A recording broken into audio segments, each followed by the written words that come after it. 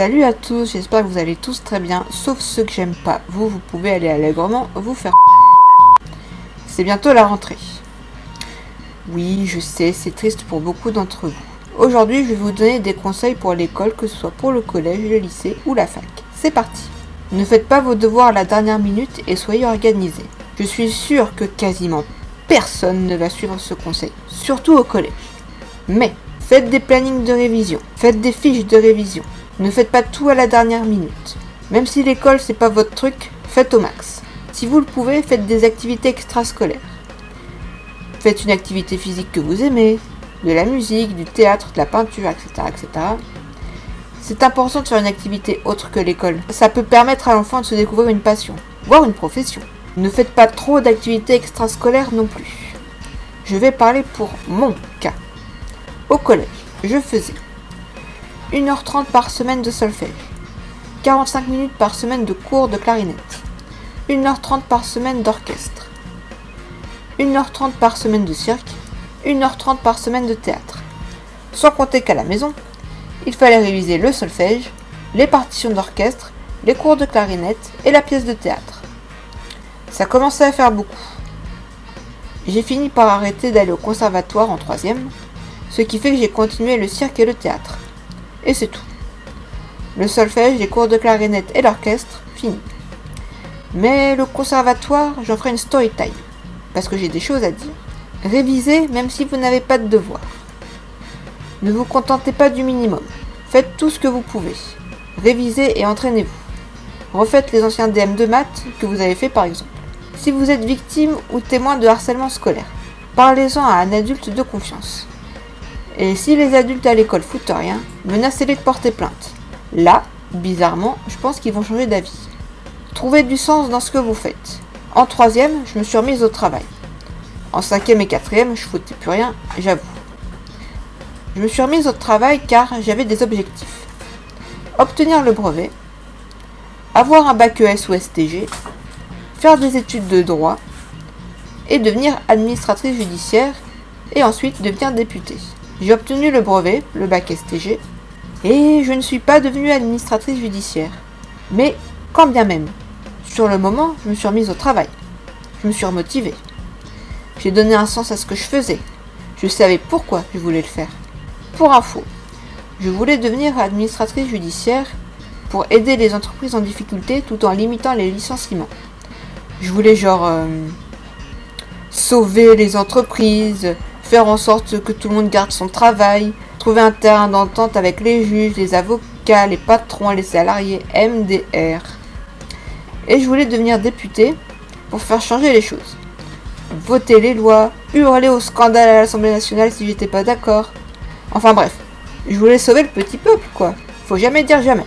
Foutez pas le ne faites pas tout et n'importe quoi pour faire partie des cools du collège ou du lycée. Les gens, au collège, une fois adultes, la plupart du temps, vous aurez perdu contact. Je veux bien que quand on est ado, il peut y avoir un mal-être. Mais on ne crie pas sur ses professeurs, on ne jette pas des projectiles en cours. En 5e, je foutais un bordel, mais pourquoi ? Sans vouloir me chercher des excuses, hein. J'ai fait de la merde, j'assume. Parce que je me sentais délaissée par ma famille. En 4e, je ne voulais plus parler à ma famille. Je me sentais abandonnée. Et ce sont les profs qui l'ont remarqué. En 3e, j'avais l'impression d'être enfin acceptée. Je faisais un peu la thug, pas autant qu'en 5e.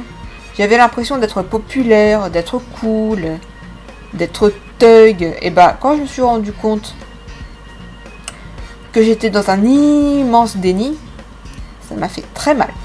Mais ça, j'en ferai une story time. Si vraiment l'école, c'est pas votre truc, et il n'y a pas de honte à ça, vous pouvez partir en lycée professionnel, vous inscrire à la mission locale, à Pôle emploi. Voilà, il y a des solutions. Attention aux abus de pouvoir. Si un prof, surveillant, CPE, principal adjoint, principal se comporte mal avec des élèves, il parle mal, vous manque de respect, vous menace, etc. Et ça peut arriver. Les délégués. Essayez d'abord de calmer la situation. Peut-être qu'il a des problèmes dans sa vie personnelle. Même si ce n'est pas une excuse. Il faut garder une attitude professionnelle. Mais rappelez-vous que l'erreur est humaine tout de même.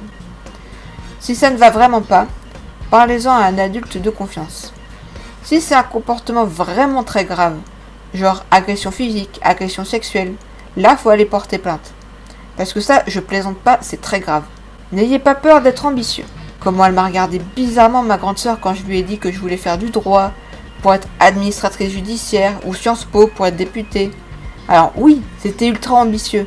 Et alors, oui, je suis partie dans une toute autre direction. Et est-ce grave? Je vais bientôt ouvrir ma propre entreprise. Et ça aussi, c'est ambitieux. Et pour être député, il faut être élu. Il n'y a pas besoin obligatoirement de faire des études. Voilà, juste pour info. Votre avis est important. Attention aux conseillères d'orientation, à l'école, aux parents, à la famille. Faites des études supérieures que vous avez réellement choisies. Si vous savez ce que vous voulez faire après votre bac, n'allez pas voir de conseillère d'orientation. Et n'écoutez pas trop votre famille. Vous voulez faire une formation, allez-y, testez. Après, vous allez le regretter. Travaillez bien en troisième. Petit conseil, un peu hors sujet, mais ne prêtez rien à vos camarades, surtout en troisième. Travaillez bien le brevet. Même si, en soi, il ne sert pas à grand chose, ça fait toujours plaisir de l'avoir. Si vous voulez aller dans tel ou tel lycée, il faudra un bon dossier, la moyenne et un bon comportement. Moi, j'ai choisi option musique. J'avais un bon comportement et la moyenne. J'ai pu aller au lycée souhaité, même si, une fois là-bas, j'ai vite déchanté. Musique, déchanté, t'as compris? C'est nul! En effet, mes notes de seconde étaient catastrophiques. J'ai quand même pu passer en première STG, maintenant ça s'appelle STMG, et j'ai chopé une RCH. Comme si mes hallucinations auditives c'était pas suffisant. J'en ai déjà parlé dans des précédentes vidéos, n'hésitez pas à aller voir. J'ai quand même eu mon bac. Travaillez bien en première et en terminale. Choisissez bien les options si vous faites un bac général. Et après, il faut bosser. Le comportement est également très important. Donc, en première et terminale, faites pas les même si Parcoursup, c'est de la grosse des élèves se font refouler malgré les bonnes notes. Bref, mettez des points le plus possible de votre côté et peut-être que vous pourrez intégrer l'école souhaitée. Je dis ça même si vous faites un bac pro ou un CAP, travaillez bien. C'est valable pour vous aussi. Il vaut mieux rester seul que mal accompagné. Gardez en tête que, parfois, les gens retournent leur veste. N'en dites pas trop sur vous, ou alors vraiment à des gens de confiance. Et si les gens autour de vous sont des restez seul. Au moins, vous ne serez pas déçus. Faites vraiment attention à vos fréquentations. Les ragots, on s'en fout. Ah là là, au collège, j'en avais des rumeurs sur moi. Je sortais avec un tel, je couchais avec un tel, j'en ai embrassé un autre, soi-disant je mettais des strings, etc., etc. Oui, sur le coup, ça saoule. Mais, dites-vous que, parfois, les gens n'ont tellement pas de vie, soit ils s'en inventent une, soit ils en inventent une aux autres. Regardez vos bulletins, même si vous avez la moyenne. Petite anecdote. Au collège, mes parents ne me montraient pas mes bulletins. Je savais que j'avais la moyenne, mais je ne savais pas mes réelles lacunes. Du coup, je me faisais engueuler, mais je ne comprenais pas pourquoi. J'ai vu mes bulletins là récemment. Je ferai 2 vidéos sur mes bulletins, l'une sur mes bulletins au collège, l'autre sur mes bulletins au lycée. Du coup, les parents ont montré les bulletins. Révisez pendant vos vacances scolaires, y compris les grandes vacances d'été. Faites vos devoirs pendant les petites vacances scolaires. Révisez, ne faites pas ça à la dernière minute. Personne ne veut m'écouter, ou alors pas beaucoup de personnes. Et pendant les grandes vacances, révisez aussi. Même si vous allez à la fac, renseignez-vous sur ce qu'on pourra vous demander et entraînez-vous. Vous pouvez réviser l'anglais avec l'application Duolingo ou en regardant des séries en anglais par exemple. Parce que parfois on a oublié des choses pendant les vacances. C'est important de ne pas être complètement paumé à la rentrée. Et si vous avez un job d'été, pensez à étudier quand même de temps en temps histoire de ne pas être perdu. Prenez soin de vous. Faites du sport, mettez-vous en valeur, aimez-vous. Faites des gommages, des masques, si vous voulez. Maquillez-vous, pas trop jeune non plus, voyez ça avec vos parents, si vous êtes mineur. Moi perso, j'ai commencé le maquillage à 16 ans. Même si je pouvais mettre du vernis à ongles, là je parle du maquillage sur le visage. Si vous le voulez, épilez-vous. Prenez soin de votre barbe pour les hommes. Et si ça va vraiment pas, allez voir un psy. Il n'y a pas de honte à ça. Si vous n'aimez pas quelqu'un dans votre classe, ne le harcelez pas et tracez votre route. Moi, des gens que j'aime pas, il y en a plein. Et alors, Il suffit de pas leur parler. Message aux parents. Rappelez-vous votre jeunesse. Vous avez toujours été sage?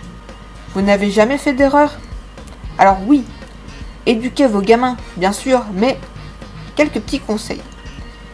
Dites à vos enfants des compliments du style « Tu es beau, tu es belle », « N'écoute pas les imbéciles au collège »,« Tu es très bien sans maquillage »,« Tu as des soucis dans des matières à l'école »,« On va t'aider, ne t'en fais pas, tu es capable »,« Je t'aime »,« Tu peux mettre des jupes ou des robes, tu n'es pas trop grosse pour ça », etc. etc. Après oui, s'il fait des conneries, il faut l'engueuler, j'ai jamais dit le contraire. Et oui, d'un autre côté, c'est en faisant des erreurs qu'on apprend. Mais certaines auraient pu être évitées. Je ne dis pas que tout est de la faute aux parents, ou que tout est de la faute à l'école. Je dis que c'est un tout. Si vous délaissez votre enfant, il va vouloir combler un vide. Il va essayer de faire partie des thugs populaires. Et il va faire des pour s'intégrer. Et il aura de mauvaises fréquentations. Parce qu'il y a une différence entre j'ai fait une connerie et je me suis pris 1 heure de colle, et j'ai fait une connerie et j'ai fait venir la police au collège. Vous voyez ce que je veux dire? Oui, c'est du vécu, mais j'en ferai une story time dans une autre vidéo.